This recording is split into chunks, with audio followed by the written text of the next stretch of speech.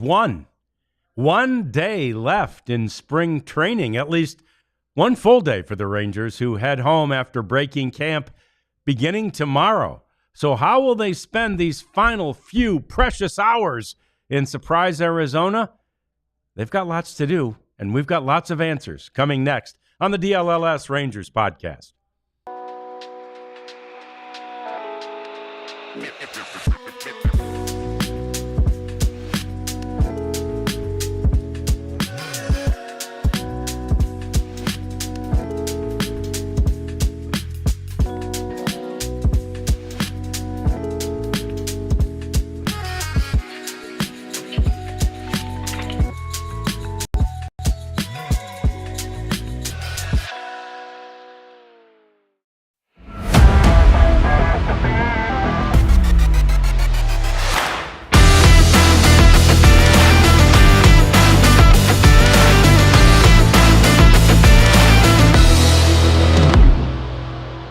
Oh, Kumar Rocker took the mound yesterday knowing the Rangers really needed him and knowing he really needed a good performance. And check. He had one when the Rangers needed it the most. They saw what they needed, and it's likely now that he is in a completely different position than he might have otherwise been. Hi there, and welcome into the DLLS Sports Studios. It's the DLLS Rangers podcast. John Radigan here. Jeff Wilson standing by in Surprise, Arizona, and Jeff may have to duck out again as Bruce Bochy's about to get ready to chat. We've got Elijah over here taking care of all this crazy technical crap that we're doing here at the last minute, and we've got you, and we appreciate you. Keep chatting, keep liking, keep subscribing, and Jeff, that was really kind of clutch by our friend Kumar Rocker last night. Yeah, it was. There was a lot on the line. He had not performed well, and he'd gotten better with every start, even if the numbers didn't exactly show it. But he needed to go out there against even the Rockies, even against their best players, and perform, and he did. It was shaky early on. They got 2 runs in the second on a home run by Sam Hilliard, and Kumar hit the first guy, and it was really just working some deep counts. But then he settled in and really, the breaking ball, he was able to start landing it. The fastball's been good. It's is the breaking ball going to be consistent, and is he going to be consistent? Just in the zone, and he was. So, what does this do with him? It definitely puts him in a better position. And was it perfect? No, he did make an adjustment. The Rockies were sitting fastball, so he was able to adjust a little bit and throw some softer stuff. He was terrible at holding runners, and I know some people think that's not a big deal, but Bruce Bochy would definitely disagree with you on that. That is something that has to be fixed. I mean, you have to be able to control the running game as a pitcher. They were taking bases standing up. The Rockies stole second base twice, basically standing up, and then stole third very, very easily. That has to be fixed. But the big thing is that Kumar Rocker threw 76 pitches, almost went 5 innings, and looked like the Rangers had hoped he would have looked 3 weeks ago. Yeah, and Mike Bassick was speculating about that on the broadcast, that the propensity that guys had to run on, took to run on him, Jeff, and he didn't, and I don't either remember that being a thing last September when Kumar got called up. And Mike speculated, and I don't know, maybe Kumar was asked this after the game, but he speculated that maybe he's just working on something different right now since it's spring training and not worried too much about that. It looked so easy. That was sort of Mike's thought. Was the question asked, and or did Kumar have a response to that? We didn't ask him. We did ask the manager, and the manager said that absolutely has to be fixed. His times were about 1.7 home, 1.7 seconds, which is just unacceptable. We haven't seen him a lot, Kumar. So maybe it wasn't an issue last September, but maybe maybe it was at various times in some of his minor league starts. We don't have a lot to judge him on, but the most recent evidence we have is that that needs improvement. And Bruce Bochy said it will be a point of emphasis in his in Kamar's next bullpen session, which will probably be, I would guess, tomorrow, before the team heads out. He has a chance to pitch Tuesday against that in that Royals game after Jacob DeGrom finishes up. So, and if he ends up winning this spot, he's lined up perfectly for the Monday start in Cincinnati on the 31st. And so is Adrian Hauser. And Hauser gave up 4 runs against the Padres all in the second inning. He said he was okay with it. He wishes he had a mulligan, but I think it's down to those two for the last rotation spot. And then you start talking about, well, all right, Kumar Rocker's on the 40-man roster. Adrian Hauser isn't. Are the Rangers going to take Tom Murphy or Patrick Murphy, who's not on the 40-man roster? Kevin Pillar not on the 40-man roster. So, there's going to be some 40-man implications here that are going to come into play. Yeah, those are just some of the realities in the case of Adrian Hauser. And certainly he knows he's a veteran, but those are some of the realities that guys face this time of year when they're considering, wow, am I going to make this team or not? Now, one of the other things that Mike mentioned, and it speaks a little bit to Natalie's question about whether Leiter goes into the bullpen as a long man and Rocker, where he will land. But Mike said, and it might have been just to he and to Dave when they talked to Boch yesterday, but he said that Boch actually said that it's not, that being a starting pitcher is not the only thing they're considering for Kumar Rocker, Jeff. I don't know if he said that to you guys when you were talking to him as well, but if he said it, and I believe Mike, if he said it to Mike, that's the first we've heard that. No, he did say that, and actually, not to pat myself on the back, I asked the question Nice. because I said, is it rotation or AAA? And Boch said no. We've talked about him pitching as a reliever. Look, the Rangers are going to need relievers who Boch said could pitch 5 innings in a game, depending on how things go with DeGrom on his pitch count, or Tyler Malley, or whoever is the whoever ends up in the rotation. The Rangers may not trust them to go 3 times through a lineup. So um, I, I I don't think that's what the Rangers want at all. No, I know no. that they want him to be in the rotation, and they Sure. want him to be good enough to put in the rotation. But look, all hands are on deck. And as one guy told me yesterday, if you're on the 40-man roster, you're in really good shape. So we'll see how it plays out. Yeah, it'll be interesting to watch all of that. And I think, to Natalie's question, both those guys will be on the major league roster. And at least to start the season, I think both Leiter and Rocker will be, in the starting rotation. That's what it's beginning to look more and Go ahead. more like. Now, along those lines, Jeff, Mike brought up a good point, I thought, which was that essentially, and again, I know Rocker has sort of variations on his curveball. One definitely looks more like a slider, and one definitely looks more like a 12-6 type curveball. One moves, up and down. One moves right to left. But the point is, Mike's thought is at this point he really is mostly a two-pitch pitcher, and in some ways, that lends itself better to a bullpen spot. No, that's right too. And we asked our good buddy Kevin Sherrington asked Kamar after the game, and we were relying on the pitch FX stuff and Statcast, and Kevin said, well, it looks like you threw a third pitch in there, and Kamar said, well, I threw 5 pitches. It's Hmm. like, okay, well, then we were misled by Statcast or whatever, but you know Bruce Bochy said that the changeup was a good pitch, and really Kamar needs to throw it more. Now, if it's in a shorter sample, 2 innings, then you can get by with a fastball and a slider, no question about it. But if it's over 3 to 5 innings, or if it's as a starter, then they're going to want to see him throw a few more pitches. But yeah, I mean that's what it looked like from here.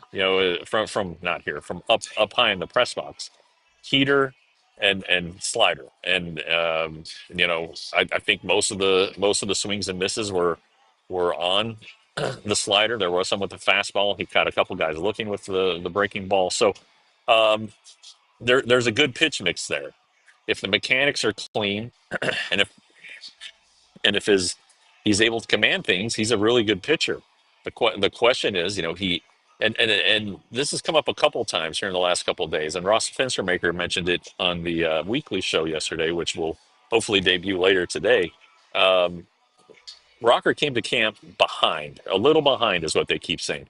Well, what does that mean? And so I asked Kumar about that. Was he ready at the start of camp? And he said, well, the off-season goal was to get my body in shape, which he feels like he accomplished. But he was planning to work on his mechanics in spring training, which he's doing. But the Rangers want that stuff sorted out at the start of spring training. They don't want to have to backtrack and take a guy to the lab and kind of start from scratch on things. They want you to accelerate. I had one guy tell me that basically Kumar Rocker was 3 weeks behind when he got to camp. So, Wow. it has he caught up? It seems like it. And with the choices the Rangers have are presented with right now, it may be good enough to get him in the rotation. I still think Hauser, the experience that he has, it's worth a serious look, and I think he has gotten one. Um, and then you still got to remember that Kumar Rocker has 3 major league starts. He's still a developing player. He's a rookie. He is not a veteran. Um, Development time in the minor leagues probably would not hurt him at all. No doubt about that. And I think if the two injuries hadn't happened, it looked like we were on track to have Jack Leiter as probably a long man and Kumar Rocker probably starting in AAA. But things happen, right? Baseball happens, and Yeah. it did happen. And I think to your point made earlier, Jeff, and correct me if you think I'm wrong on this, I think the Rangers foresee a future, obviously, where both Leiter and Rocker are starters, not relievers. But in the short term, there may be needs that, basically that necessitate them to do one of the other jobs. Yeah, I talked to Cody Bradford today, and I asked him. I said, "How did the timeline go from 3 to 5 days to 10 days to 4 weeks?" Cody said it may be 4 to 6 weeks. Wow. So you're talking about no throw for 4 to 6 weeks, and then building up probably another 4 to 6 weeks. So you're looking at ultimately possibly 3 months. So you're talking about a full time starter here for him and for Gray, who it seems like now both are best case June and maybe late June. So you could see the future right now, and it wouldn't be a bad thing if they're obviously if they're good, it's a great thing. But remember, the Rangers are going to have 2 rotation openings to fill for next season, and they want it to be these 2 guys. I mean, Sure. there's no question about it. You don't draft a guy number 2 overall and then another guy number 3 overall to be relievers, right? You want them to be front of the rotation guys who can save you money, who can be really, really effective, and help lead you to world championships. So, that's the expectation that comes with where they were drafted and who they are. So you would think that giving them a bit of a preview of what to come wouldn't be the worst thing ever. But again, they've got to be good, and with rookies, guys still developing, there's going to be some bumps in the road. So it's just how many bumps and how much patience would the Rangers have with them. Yep, no doubt. So that's a really good update on both those guys and a really good update on Kumar Rocker after a really good performance when he needed it most. We've got lots more to talk about. Some of it about last night's game, which we'll get to as well. Jock Peterson shined again. Also, we want to talk about the story that Jeff published today. I hope you got a chance to see it on Jake Berger. That's coming next. It's the DLLS Rangers podcast. Hey, so Jeff's there, and he I'm did. relocating, you guys, so go ahead without me for a couple minutes. Will do. He didn't take Waymo out there to Tempe, but he could have, and that would have been pretty cool. It's an autonomous car, and spring training is about to end, obviously, for all the teams, but Waymo is not going anywhere. So if you're in Phoenix, if you're in LA, if you're in San Francisco, you should try this thing. It is the future. It's autonomous driving. You will find that it is cheaper than the other services that provide sort of a similar type thing where you reach out to someone via an app, and you are picked up and dropped off, right? This one, in part, probably because it's autonomous, is not as expensive. So you need to go download that Waymo app. And next time you're in one of those three markets, get in one of the Waymo vehicles and experience the future as we know it. You also need, if you are at all into any sort of workouts or things like that, really just living your life as you get older, you need to look into Timeline. Timeline's a great deal. It is a supplement, and it's like any one of the shakes or the drinks that you mix together when you're going to go work out and you're going to burn lots of energy and you're going to burn lots of calories. Timeline, though, is so scientific. They break this thing down to the cellular technology and the real biological, nuts and bolts of our bodies, all the way down to the mitochondria. And right now, there's a product that they've invented called BioPure. Rather, it's called MitoPure. Sorry, MitoPure, which again speaks to the cell's mitochondria. The engine of the cell is the mitochondria. So it will help get rid of dysfunctional mitochondria, give you more energy, make you feel better, let you recover quicker. Timeline.com. Use the code DLLS.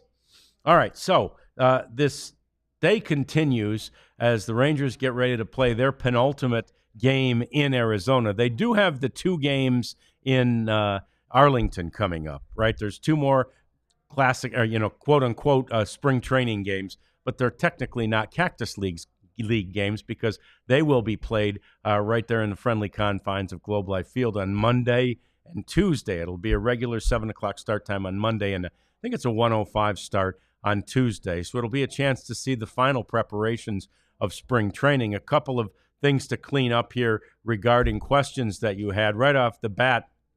All About Sports Zone was asking whether or not we would be doing this show during the season, and we will.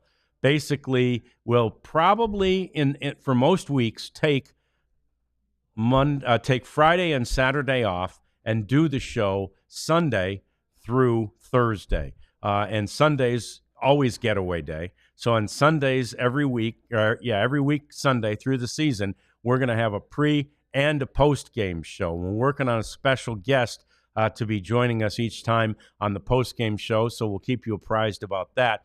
And then basically Monday through Thursday, unless there's a getaway day mixed in there, which often there will be, we will be on at 1 o'clock. Our normal weekday time when it's not getaway day will be 1 o'clock. When it is getaway day, in other words, the last game of any series, on those days, we will do a pregame and a postgame. So basically, what you can think of it as is that we'll do pre and postgame normally on Sundays and Wednesdays. But there are some Thursday getaway days, too. So that gets mixed up a little bit. Every Sunday, getaway day. Most Wednesdays, getaway day. Every once in a while, that will fall on a Thursday. So we're super happy to be a part of this. And honestly, we're really going to be happy to have so much more to talk about with you on a daily basis. We so appreciate the activity and the interest that you've shown us during the course of the offseason. But, man, now it's about to start to get really good because there is so much drama throughout the course of a baseball season. And then Gallagher Champ was asking, too, about when that roster is going to be set. Typically, Jeff, if I'm not mistaken, they wait all the way until the morning of opening day before officially setting that roster. Is that your memory of it? Officially, yes. They take it, I think it's 10 a.m. on opening day is when the roster has to be set officially. Um, and we haven't had any roster news the last few days. Typically, uh, you know, the manager will come in and say, "Hey, we told so and so he's made the team," or we went ahead and reassigned so and so to minor league camp, but told him, be ready. Whatever the case is, we haven't had any of that. Now, tomorrow's the last day of camp. Typically, we do receive news like that, but this is a pretty unique situation, I think. The one thing that's going to get in the way, not maybe in the way, but Sunday the 23rd a lot of guys have who are in camp on non-roster deals by virtue of their major league service time have automatic outs in their minor league deals. So you may see the Rangers' hand forced, if you will. Although it seems like Kevin Pillar, who's one of those players, has a really good chance of making the team. So maybe we find that out tomorrow. Sunday, though, is going to be a full off day for the Rangers. They will play Monday and Tuesday, as you said, John, against the Royals at Globe Life. And then Wednesday, they'll have a workout that's closed to the public, and then they'll tee it up Thursday. So um, I'm a little surprised that we haven't had the news. Yeah. It turns out we're not. It turns out we're not going to meet with Bruce Bochy before the game. He left surprise late, and so that meeting with Chris Young might have had some substance to it. So we'll find out after the game. But um, I do expect that news will be forthcoming, possibly today, definitely tomorrow. But I'm thinking that these last decisions, like we were just talking about with Kumar and Adrian Hauser and maybe Patrick Murphy, Dane Dunning in the bullpen, uh, those may not come till Tuesday afternoon, and maybe not until Wednesday. Yeah, it's amazing. And but I think you're right. The length of the meeting that delayed Bruce Bochy for a game probably indicates that there's a lot going on. And for each and every one of you watching, that means you really got to stay by the Twitter channel and the other forms of social media and watch for Jeff to let us know after this game via that means what the heck's happening and who's being told what and who's being sent down and who's being who's sticking around. So those are all really cool and dramatic decisions. Today is it's the World Day for Down Syndrome. And it's a really special day, obviously, to anybody whose family has a Down syndrome in it. And it thus becomes an extremely big day for the Berger family. And I hope you have become a diehard and you were able to get behind the paywall and see what Jeff wrote today about Jake Berger and his family, which remains in Tennessee and has not been able to travel because, their daughter, Penelope, who was born with Down syndrome in October, couldn't leave. She had a surgery, an open heart surgery, as you remember, at the beginning of camp, and they can't visit Jake in Arizona. The Rangers said he could go visit them if he wanted. He has steadfastly stayed to work on his craft. But Jeff, this is also the day the Bergers have announced that there is a foundation that they're starting to help raise money for Down syndrome. Correct. It's called the Berger Family Foundation. They announced that it was bright and early here this morning when it hit my email. I knew it was coming though. I didn't want to spoil the surprise for the Bergers, so I'll be honest. I've sat on it for about 2 weeks, and but that's why the timing of the story was no coincidence. I wanted to make sure that it got some good play, and it's pretty interesting. This Jake is new to the team. Obviously, he was acquired at the winter meetings in December. He really didn't meet a lot of his teammates until January at the Fan Fest, and then he didn't meet more of them until he actually got to spring training. But what he did at Fan Fest, he talked about his daughter and why he was wearing jersey number 21 because those with Down syndrome or trisomy 21 have a third copy of the 21st chromosome. So that's why he's wearing 21. And they didn't announce the plans for the foundation any sooner because they wanted to wait until 321, which is World Down Syndrome Day. And that's not insignificant. The third copy of the 21st chromosome. So they planned it out. They did it right. His wife has been tweeting a bunch of stuff today about it. I made one retweet and probably owe her a few more, but he's made such a good impression by using his platform for this, saying it at FanFest, really his introduction to Rangers fans and media.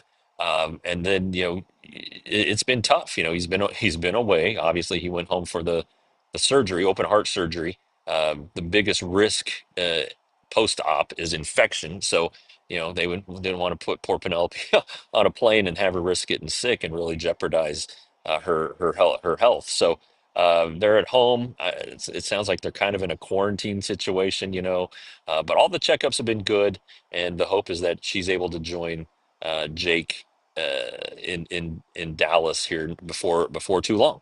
Um, but it's just a s- nice thing that this family is doing, aware of their platform and what awareness they could possibly bring to um, Down syndrome. And then Jake, it's been a tough go for him. I think he's out here by himself. He says he thinks about him all the time. His parents have been out to help him out. Dane Dunning is one of his best friends in life, so they grew up in the White Sox organization together and became fast friends and were roommates and were dealing with injuries at the same time, so they've seen each other at their worst professionally. But Dane said that Jake's hanging in there, and they did the infamous escape room, not infamous, the escape room storyline that became known a couple weeks ago. Berger was involved there. He was with Nathan Evaldi, who's the father of two kids who are in Houston, and Walt Pennington, who has two young kids. They can't imagine being away from their kids when they have a cold. Just kind of like me and you, John. When we're other places, and you know, to see the way he's handling being away from Penelope after open heart surgery, they're really impressed. And he's in the lineup again today. He played last night in Tempe and got a hit. Um, so he's adapting well at first base. It's all been positive as far as the Rangers are concerned. Yeah, no doubt. And I love that relationship that he and Dane forged, as you chronicled in the piece, Jeff, about the fact they were both injured earlier in their careers when they were in the White Sox organization. And again, to this day, Dane's wife is about to have their second child. They remain on Right. this same track, right? As so many of them do. You mentioned all the guys that have two kids, two young kids. They're all kind of cut from the same cloth, right? But it humanizes to me so much Jake, and in this case, Dane too. But just thinking about how difficult it would be for any of us to be away now for basically 6 weeks from your baby girl that had just had open heart surgery. Yeah, and I think it's a month Monday that she had the operation. So, that's 4 weeks, and maybe it's 4 to 6 weeks to get her tip top shape, where there's no risk, or the risk is greatly minimized before she can come out. But he's counting down the days, I can tell you that. And it's pretty interesting. I mentioned FaceTime kind of off the top, but he said that his son Brooks, who's two, like every time he sees him on FaceTime, hangs up the phone. Brooks does not like FaceTime. So Okay. uh, it's been hard for Jake to see much of Brooks, but he cherishes the FaceTime opportunities just to look and see his wife and kids, and that helps. But and I think we mentioned this earlier this month. Um, it wasn't long ago when guys never left camp. Right. We know a lot of people. Tom Grieve always comes to mind, who were not at the birth of their children. Bruce Bochy said he didn't meet his son until 8 days after he was born. So, times have changed for the better with the bereavement list and the paternity list, and teams seem a lot more flexible. And for an organization that preaches family first and high character people, there's no way the Rangers and Chris Young are going to stand in the way of that.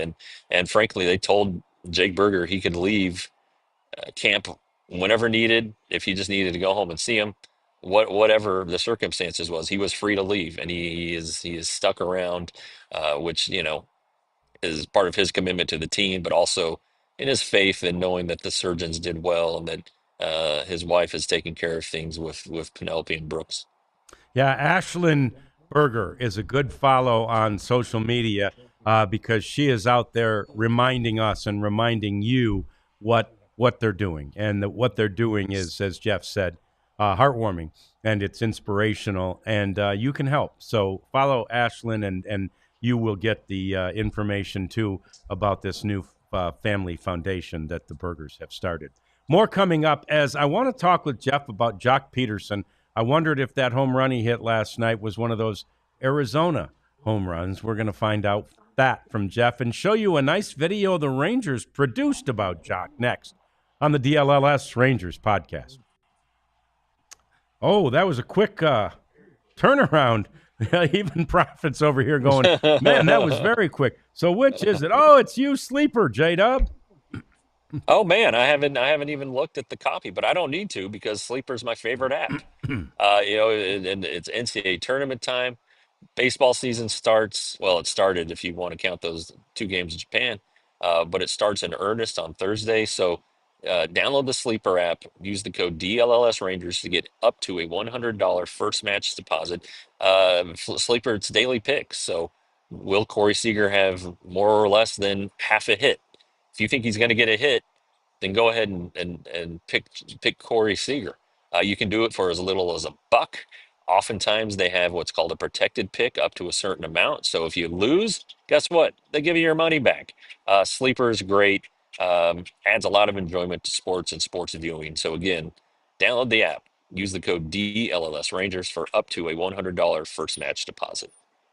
I like FOCO. It is a way for you to outfit yourself with your favorite team, or in the case of most of us, teams, right? We don't just have one favorite. We have at least one favorite in every sport. We have a favorite college team. We have a favorite, overseas football or soccer team, as they say, right? FOCO's got it all. They have memorabilia. They have wearables. They have, knickknacks, the likes of which adorn the shelves behind us on both our sets. So you can absolutely get whatever you would like to show your support for your team. You can do it year round, season after season, because that's what FOCO provides. Go to the website of FOCO.com. Use the code DLLS10 to get 10% off your order from FOCO so that you can start representing your favorite team. All right, Jeff, so let's get right to it. Was that one of those Arizona home runs? It looked to me like when Jock hit it, he didn't even think it was gone. Well, he did hit it hard. When you hit a ball as high as he did, you've made good contact. Whether it's square or not on the barrel, that's a question. But it sailed pretty deep into the bullpen, so I think it would have had a shot of getting out at a normal ballpark. But he's had a lot of those. I think he's had three opposite field home Yeah. runs this spring. So that's power to all fields, which makes a hitter really dangerous. There's no question that Corey Seager's ball was a home run in any ballpark as long as it stayed fair, which it just did by hitting the foul pole. That Rockies first baseman, Tolia, the guy who hit the line drive that broke John Gray's wrist, hit a ball off of Dane Dunning that everybody was just like, "Holy crap!" I mean, he absolutely That was crushed a it. bomb. He's this big guy, and he's cut down his strikeout significantly. So he's got some long home runs at Coors Field in his future. But yeah, Jock's just you know he's been productive on the power side. Maybe his average isn't where he wants it, but it feels like he's in a good position and going to give the Rangers something they didn't have last year, which was production at DH. Worst in the American League, second worst in baseball. So that's going to be a huge thing. When everybody talks about the lineup and the Rangers' offense rebounding, you can't forget what the designated hitter has a chance to do for them this year. Yeah, no doubt about it. And look, Jock Peterson has, like you say, three opposite field home runs. He's got four during spring training. This is a time of year when you're not getting very many at bats. I think his on base plus slugging is over 1,000, maybe over 1,200. I mean, he is demonstrating what he can be, Jeff, to this offense. For sure, and then they identify these guys and figure out first of all, what do they do that we need as a team to improve upon? And both hit fastballs and both hit. I'm talking about Jake Berger as well. Both he and Jock Peterson hit fastballs and hit right-handers. And those were two areas where the Rangers were deficient last year.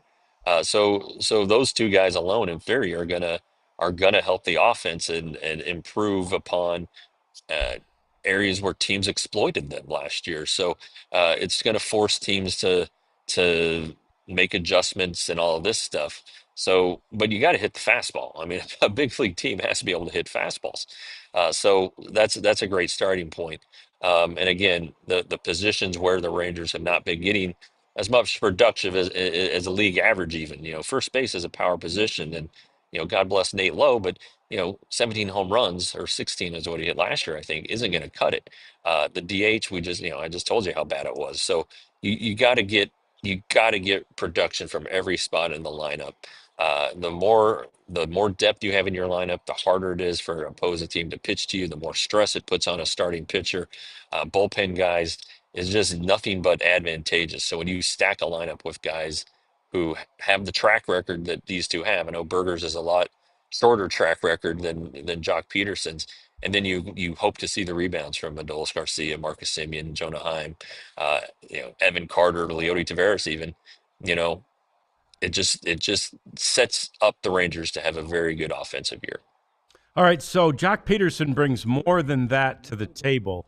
I want to show you this video that the Rangers produced. And Jeff, I had this in queue. Prophet and I kind of thought if you had to disappear, we'd show it. But, I think it's good enough that we'll show it even with you here, even though, we've got plenty of things to say, because this is a side of Corey Seager that you don't see very often. And I think in addition to everything else Jock brings, he brings a smile to the face of Corey Seager.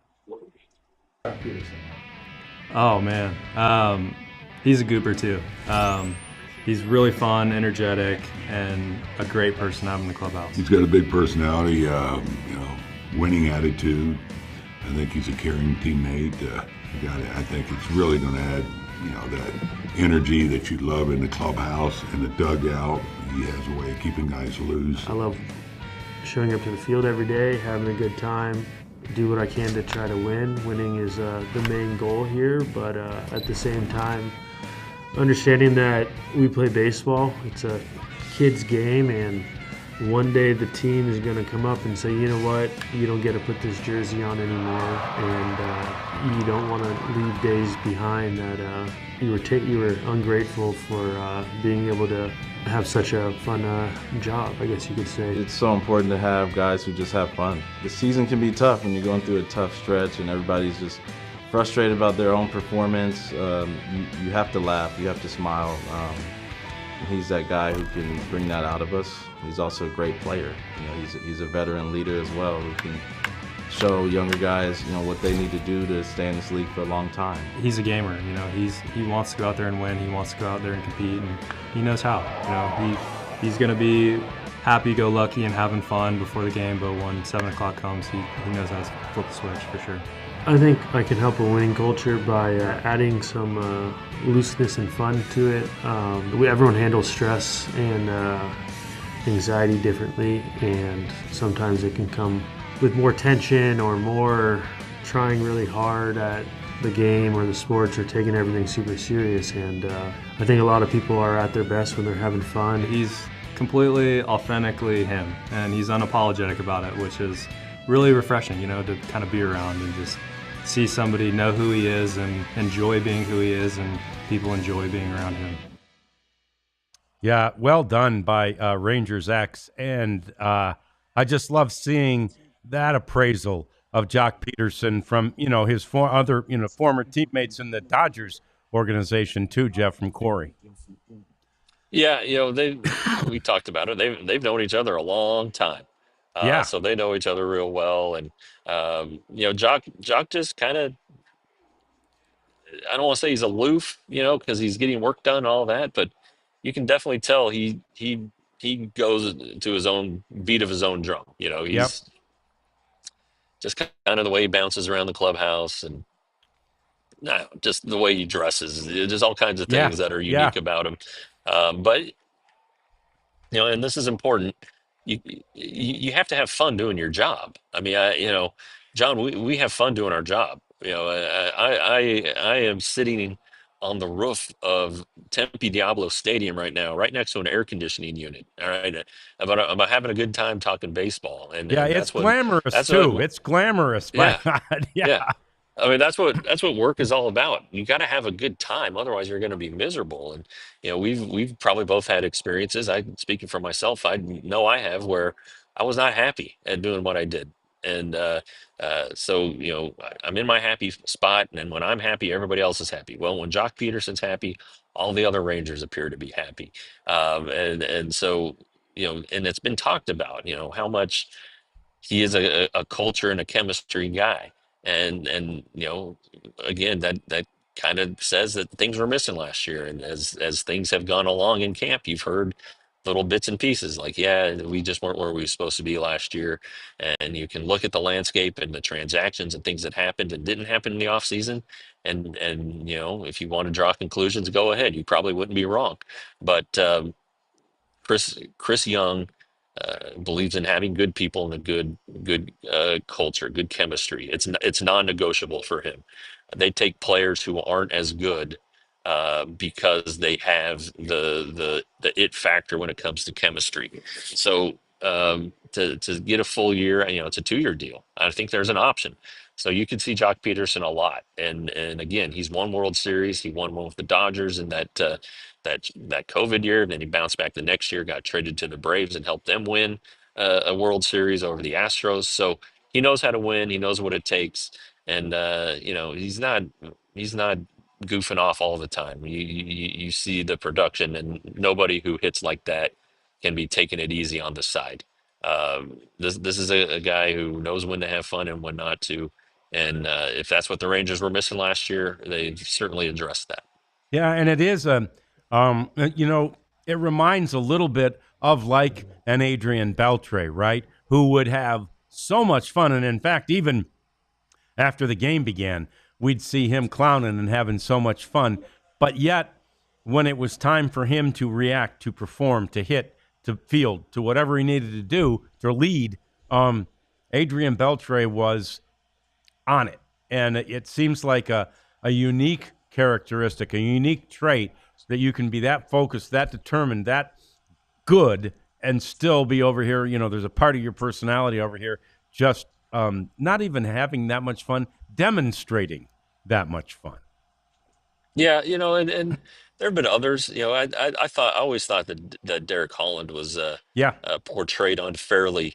Because everybody knows he likes to goof off. And yeah, the major league stuff. He likes to have fun. He hurt his knee playing. Some people accused him of falling while playing hockey and all that stuff. It's not fair. Derek Holland, you could ask any of his teammates, worked as hard or harder in the gym and at his job than anybody on the team. He was not a distraction. He might have distracted Jeff Bannister. Maybe that might have been an issue, but he wasn't distracting his teammates. Okay, so there are guys like that, and and you need them. Keep it light. Go. Oh my God, what is this guy doing? And Derek Collins' nickname is Dutch Oven. We all know what a Dutch oven is. I mean, come on, and he loved it and he embraced it. The team laughed and joked about it. So there are guys like that. Sometimes it's not doesn't come across as well for whatever reason. But in a guy like Adrian's case, a Hall of Famer, you're right. He knew when to be professional and when to cut the bull, even when he's on the field. So it's a good thing. And like Jock said, this is a game. It's a serious game, and you're getting paid a lot of money, but you still have to have fun when you work. That's just the bottom line. You're going to be better when you do it. Yeah. Yeah, and the speaking of the Dutch oven, I see today on X that somebody has teamed up with Derek to do a tournament, a golf tournament, a first annual golf tournament. Speaking of embracing the nickname, it's called The Oven. So there you go. The Oven. All right. Coming to a golf course near you. Watch for it. And I know whatever charity Derek has gotten himself involved with, he's got his own too, the 60 feet, 6-inch foundation. But whichever one this is, and maybe this is for his, either way, it'll be a good cause, and you should go support it. All right, more coming up. It's our cleanup segment. I was actually going to save that Derek Holland golf tournament story for cleanup, but we'll use other things now because we got it out there. Here we go. Cleanup coming next. DLLS Rangers podcast. Once again, Jeff's out there. He needs to look nice with the collared shirts and stuff, and we don't have any DLLS collared shirts yet. We're getting them. we've requested, and I believe they're going to come through for us. I got the nice horseshoe shirt on, though, today. I like this one. Nice. There's so many good ones out there. The baseball ones are here, but they're going to be better. Get yourself a whole collection. Jeff's got like 13 of them. I think I'm up to 10. But and mostly because I don't have the hoodies like Jeff does. I'm not a big hoodie guy because I don't have a neck. And so, you don't want to. You wear a hoodie and you look like a turtle. You're like this. So anyway, but I want you to get a hoodie, especially if you do have a neck. And I want you to get yourself any of this merchandise because it's fantastic. It's clean, cleanable. It's so easy to toss in the washer, and then it comes out looking exactly as it did when you put it in there. Very simple stuff to use. There's other merchandise available too for all our teams. It's store.allcitynetwork.com. John, we have our own golf tournament coming up, April 25th at Stevens Park. And if you are a DLLS diehard, you'll get a $20 off your entry or 20% off your entry fee. That's just one of the perks of being a diehard. You get a free T-shirt every year, not just one time, every year. $79.99. You get access to my stories, Cowboys stories, Mavs, Stars. It's the best deal in town. If you are a sports fan and love reading about sports teams, you can't beat the DLS price. If you missed out on our sale, I'm very sorry. I would imagine, though, that one is coming up right around the corner. If not, again, $4 a month or $6 a month is not going to set you back one bit. So become a DLLS diehard today and join us at the golf tournament. Yeah, Stevens Park. It's going to be fun. It's a great place to play. We're looking forward to it on the 25th of next month. Okay, let's start with our buddy Jose Trevino. He has signed an extension, Jeff, with the Reds, and I'm super happy for him. Of course there is that feeling when you get traded, as he did from the Yankees over to the Reds, that like, I'm somewhat unwanted. And of course, the thing you have to remember is that the team that traded for you did want you, and they demonstrated it. And it's great. I love the fact that, first of all, Jose belongs no place but really somewhere in Texas. He's just such a Texan. He's from here, grew up in Corpus. But fine. He's in these other places, and he embraces them. I mean, he embraced his time in New York, understandably. I think, personally, knowing Jose like we do, I think Cincinnati, slightly smaller market, that type of thing, that's a better landing spot for him in my mind. Well, and, you kind of look at the Reds roster, and their pitching staff is young and could use help. And Jose is a tremendous defensive catcher, all right, and he works with the guys. He helps keep them loose. He's not quite Austin Hedges, but he knows how to get a pitching staff through a ball game, and he's still relatively young. He's healthy. He'll hit a home run or two when you aren't necessarily expecting it. This is a guy who's going to help the Reds win. And, knowing him since he was drafted, I want to say it was 2013, might have been 2014, from Oral Roberts. This is very well deserved. Again, a guy who's won a Gold Glove, a guy who was moved out basically to make room for Mitch Garver and Jonah Heim, a combination that a year later won the Rangers a World Series. And Jonah has turned out okay too defensively. So, good for Jose and good for the Reds. And when you think about Cincinnati, people from Texas, I always think of Andy Dalton because, of course, he went to TCU and I covered him there. But when Andy was the Bengals quarterback, he started a foundation there. And to this day, is a beloved guy in Cincinnati, even though he's moved on. But embrace the place you're going to be. There are good people in every town and people who need your help, and I'm sure Jose's going to find a way to do that. Yeah, he's one of those guys that, it's just you can't sort of not like Jose Trevino. He's such a great guy, and he does so many good things in the community. Every year he goes back to Corpus and does a big Christmas charity event. So we always root for him. Love to see that he got the extension with the Cincinnati Reds. All right, so this leads right into our next topic, all about Sports Zone, asking Jeff, do the Rangers have any new food offerings this year? Normally by now, I thought we would be seeing the menu items. Aha! You will see them all about Sports Zone on Monday when we do the show from there. Technically, it's we're going to be at the event and then do the show a little later in the day, but during the show, we'll show you everything that's new at the ballpark this year. And it's always a really fun introduction, Jeff, when we go do that thing every year. Yeah, well, last year might have been the best because it was Whataburger's debut, and they had double cheeseburgers for everybody. So I did a Losing Jeff there for a minute. Sometimes that happens with the Wi-Fi and all that in old stadiums. I disagree with him as much as I like the Whataburger that they gave us last year. 2 years ago, Hurtado Barbecue was introduced. Excuse me. And I am a huge fan of Hurtado Barbecue, as I know you are, because I see the line at Hurtado every time, every single day. But if you ever see that there's no line there, or they do move it pretty quickly, you need to get some of that Hurtado Barbecue at the ballpark as well. I believe they are the official barbecue of the Texas Rangers. But then along those lines, in this segment, I wanted to show you the new food that they have at Yankee Stadium. In a helmet, they have tiramisu. Are you kidding me? Tiramisu with the Moscone and all of that stuff in there. Marzipan, whatever it's called. It's tiramisu in a helmet. Now, they didn't show on that deal what the price is for the tiramisu in a helmet. I've always thought, Jeff, did you see the tiramisu? Were you back in time to see the tiramisu? I did see it. I did see it. I've always thought that somehow, I'm looking forward to it. Yeah, somehow ice cream tastes better out of a baseball helmet, which, of course, is a staple at Globe Life Field and has been at all the ballparks the Rangers have had. I imagine tiramisu would taste pretty good out of a helmet as well.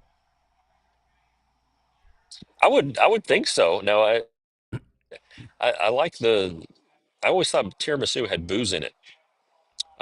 Or maybe it's just maybe it's just an adult version. I don't know, but I'll give it a try. If I am in Yankee Stadium, and I have, Christ, I don't know, what is it going to cost? $20 probably. Maybe I'll I'm do it. sure. Maybe I'll do it. Yeah. No, you can expense it, Jeff, I'm sure. Here's the thing, too. I didn't put a picture of it because there's no real need to see the picture, but the Mets have a new food item, too. And this is interesting, and it may speak to that the tiramisu is not as much as we thought. The Mets have a helmet that they're stuffing with 12 hot dogs, and they're selling it for $12.95. Now, it's a $1 dog day, basically, right, plus 95 cents. So, it's not like it's an unheard of deal. But 12 dogs in a helmet, Jeff, for $12.95 at Citi Field. That's a bargain. Yeah, that's what I thought. Do you get the buns, or is it just straight wiener? Well, it's a good question.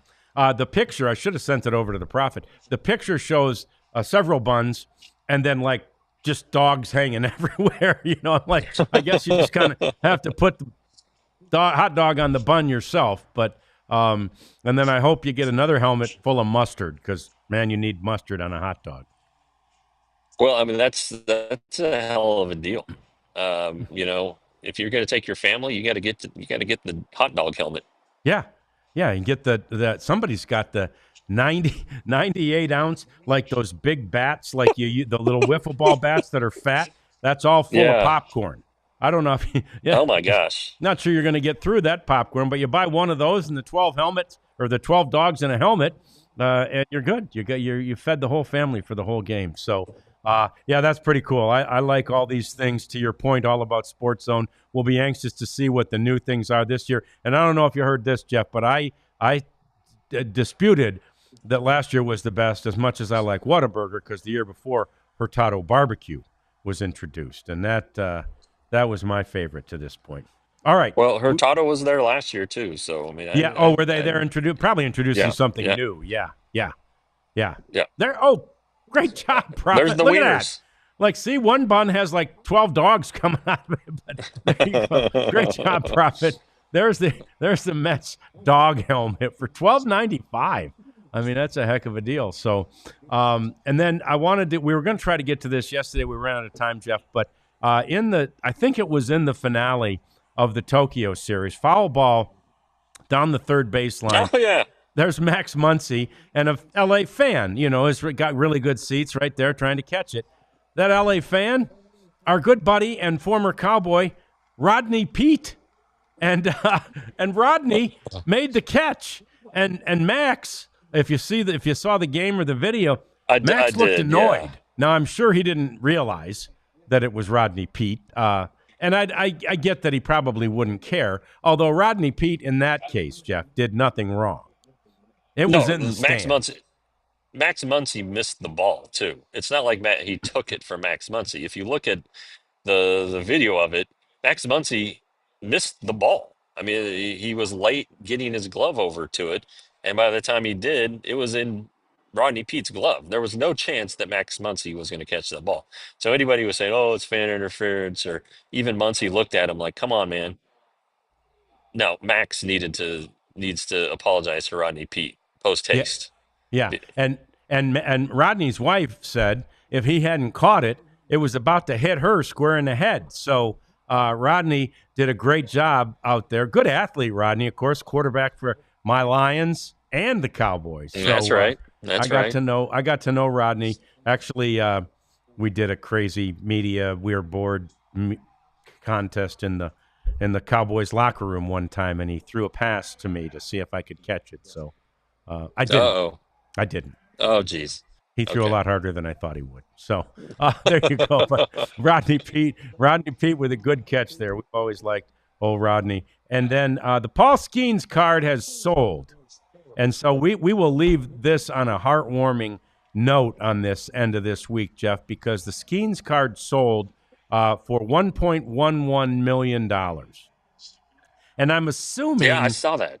I'm assuming the kid already got his money from the auction house, like that they purchased it from the family, because the auction house turned around and gave the $1.11 million to the relief efforts for the fires that plagued L.A. throughout the course of the winter. So I thought that was a really nice gesture and a really nice way to, for baseball, sort of, in a backhanded sort of way to help out some people that are still in such great need. Yeah, and well, and honestly, if Skeens becomes the player he appears he's going to be, they're going to make more than 1.1 million on that thing eventually. So, but that is cool, and really, again, happy for the kid. Happy that a kid, was able to pull that card instead of somebody who ultimately would have done what the kid did. But nevertheless, it's pretty neat that that a kid was the big beneficiary instead of somebody else. Yeah, and I was wondering, and they wrote about it, if it was the highest selling card ever. And you may remember a Mickey Mantle card. I think it was in 2017. A Mantle card is the highest card ever sold for $5.6 million. Yeah, it's probably the 52 tops. Yeah, it is. His rookie card. Yep. Yeah. That's the most expensive card ever. The most expensive among active players. There's actually a Mike Trout card, probably a Mike Trout rookie or something. Mike Trout card out there that has sold for $3.9 million. But this 1.1 is in the top 5 of the prices paid for, cards like this. And again, if you didn't hear the story, this card is one that Topps began making last year, where they put it. Skeens wore a patch on his uniform on his major league debut. They removed the patch from his uniform, put it on this card, or put it on and made it into a card, and that was the card that this 11-year-old in Los Angeles pulled out of the pack on Christmas Day. By the way, yeah, awesome stuff. Awesome stuff. Great story. So anyway, that's going to do it for Jeff's time this time around in Arizona, although he'll be there, as we mentioned, to get whatever boats and see why we're talking about after the game. So stay tuned to the social media channels for that. The next week, we're in studio some, we're out there some, because the season begins next week. As we mentioned, we'll be at the ballpark Monday. We'll be back here Tuesday and Wednesday, and then let the season begin, and things get fun, and things get awesome, and we will appreciate you, all of you, each and every one of you, being here with us, telling your friends about us, and I think when you were off earlier, Jeff, somebody had asked if we're going to be there all season. I gave them the rundown. We're going to be there all season. Oh yeah, long. I saw it. Yeah, Absolutely. Looking Yeah, forward to it. Very good. Me too. All right, great work out there, Jeff. We'll look forward to whatever you find out from Boats later, and we'll see you back here on Monday. We'll see you too Monday for another edition of the DLLS Rangers podcast. We all silly like the mayor.